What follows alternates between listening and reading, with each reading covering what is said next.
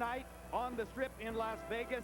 Heavy Mexican and Mexican-American flavor in town as the pride of Old Mexico, Marco Antonio Barrera, prepares to go against the pride of New Mexico, Albuquerque's Johnny Tapia.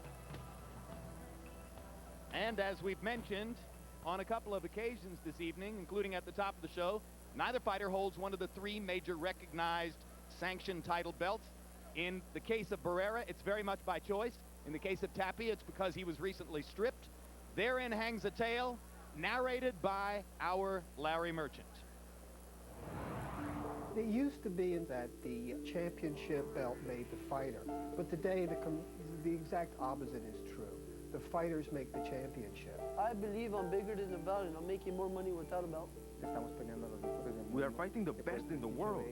Because of their prestige, we really do not need a belt to show people that we are doing things the right way. It has been almost 2 years, and I have had more recognition without being a champion. With the confusion of so-called world title belts today, an estimated 200 of them, most have been devalued.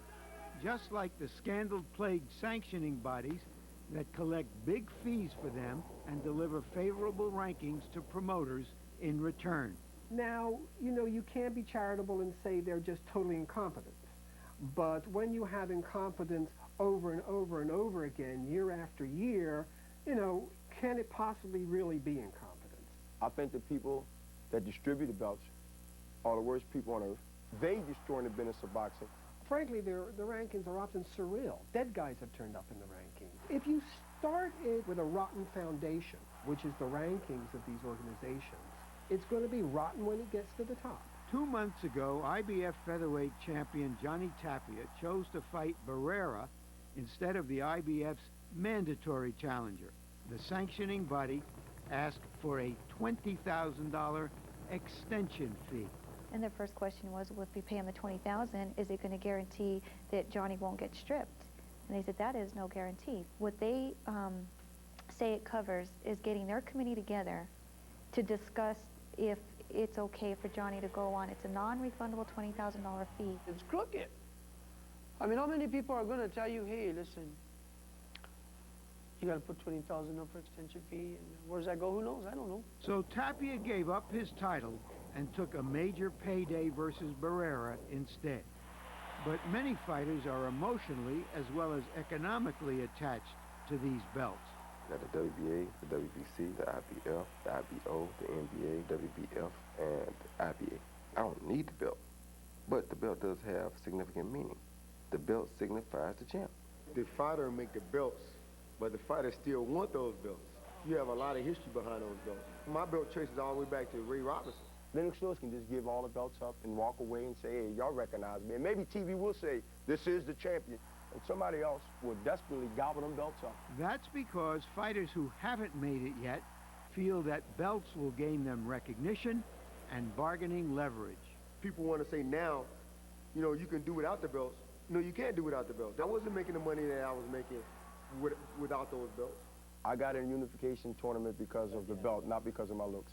Even with HBO, the main fights are called World Championship Boxing, not just World Boxing. So how you gonna go fight on World Championship Boxing and not have a championship fight? Television, in a way, created a monster. They wanted every fight to be a championship fight. So what you had is you have a proliferation of titles to feed television. After about 20 years of that, TV's starting to realize, well, we've got a terribly watered-down product here.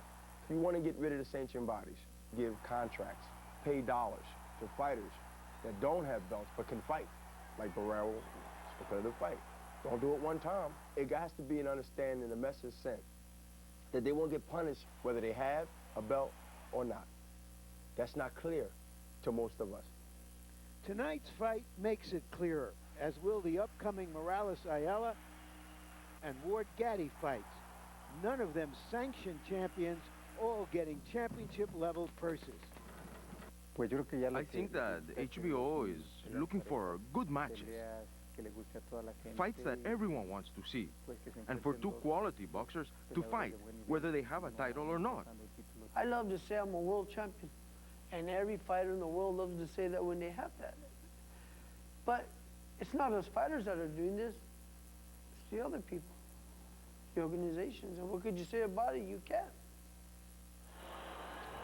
And because it's one of the dominant themes of the evening, at the beginning of the night, we asked you to log on to hbo.com/boxing, our boxing website, and give us your opinion on whether it mattered to you whether the Tapia-Barrera fight is for one of the 3 sanctioned title belts. And only 25% of you think that it means something.